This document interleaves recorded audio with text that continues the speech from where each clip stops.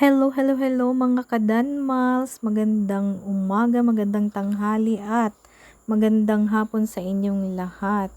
So guys, napagdesisyonan namin mag-asawa na gagala kami ngayong araw. Today is Sunday. Yes guys, Sunday ngayon kaya napagdesisyonan namin na doon muna kami sa Dapitan City magsimba.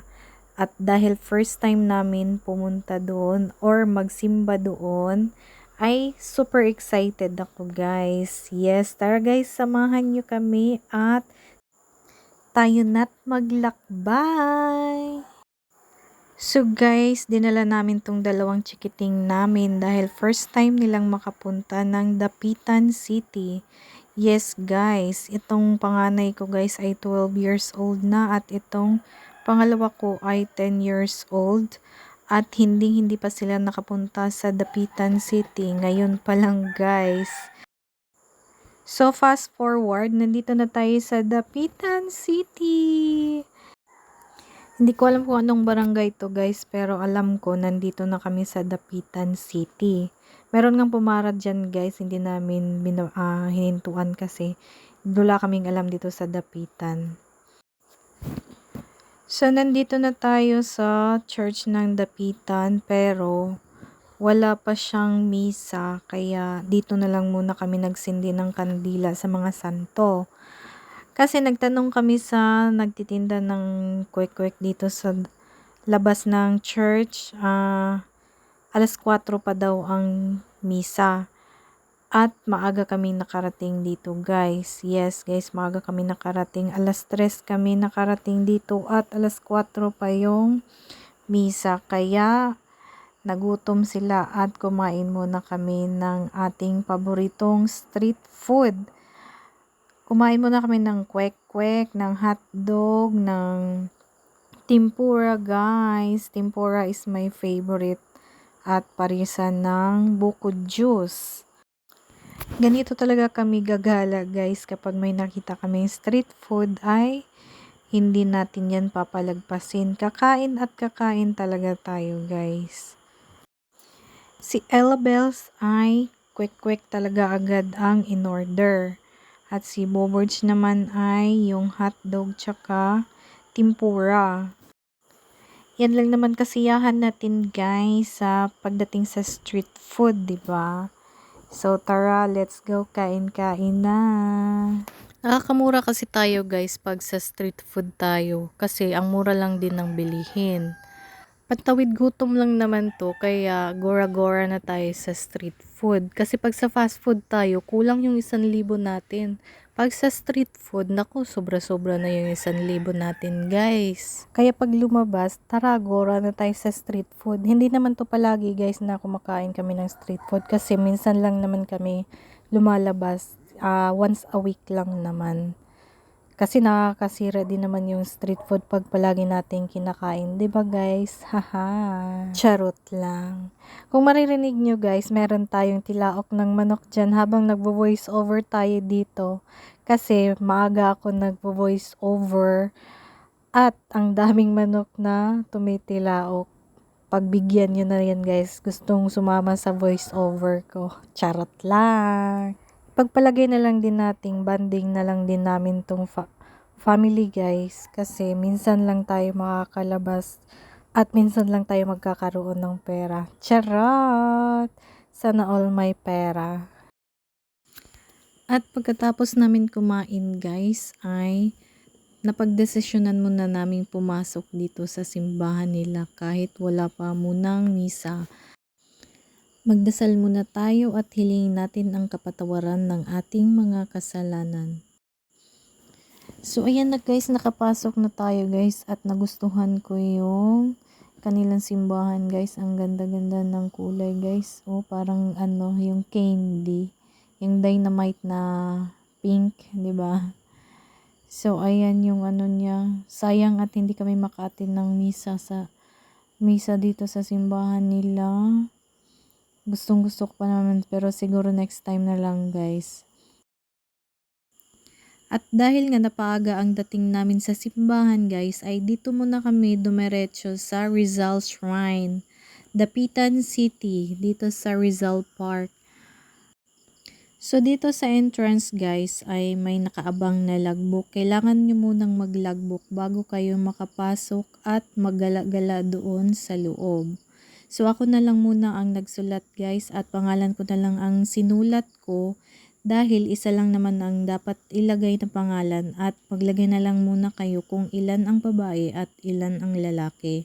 At ilagay mo kung taga saan kayo. So kuya taga Dipolog kami representing.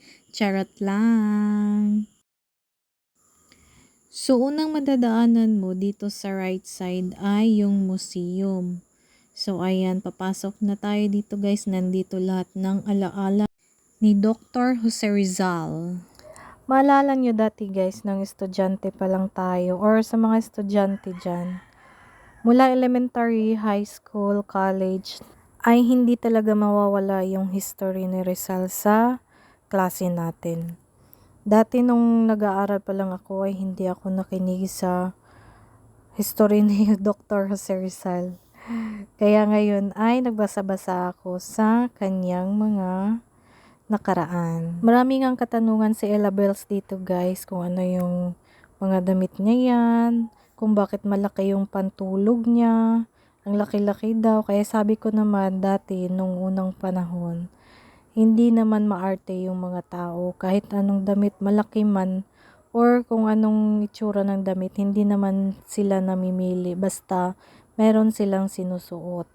Hindi katulad ngayon na grabe na yung mga ano natin guys, yung mga style ng mga damit natin.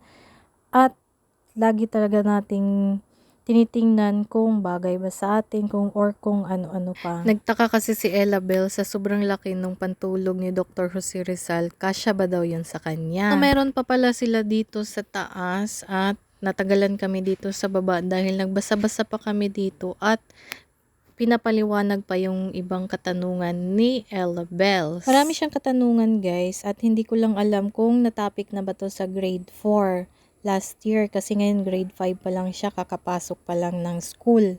Grabe yung curiosity niya sa mga gamit niya ni Dr. Jose Rizal, katulad na lamang dito bakit daw ang dami-daming nakalagay sa table na ito. Kaya pinapaliwanag ko naman sa kanya na ang trabaho ni Dr. Jose Rizal ay isa siyang doktor. Kaya ang sagot naman niya ay oo nga pala, doktor pala siya.